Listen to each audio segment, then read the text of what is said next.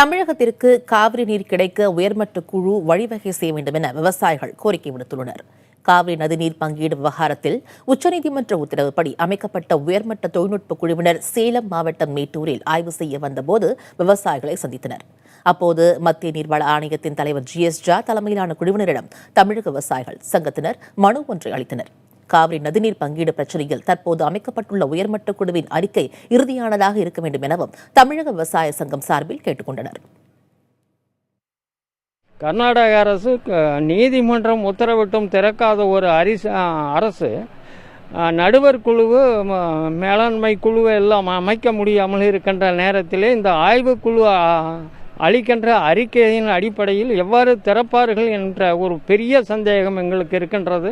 இருந்தாலும் வந்திருக்கக்கூடிய ஆய்வாளர்கள் உடனடியாக அறிக்கையை கொடுத்து எங்களுடைய விவசாயிகளுடைய வாழ்வாதாரத்தையும் விவசாயத்தையும் காப்பாற்ற வேண்டுமாய் கேட்டுக்கொள்கின்றோம்.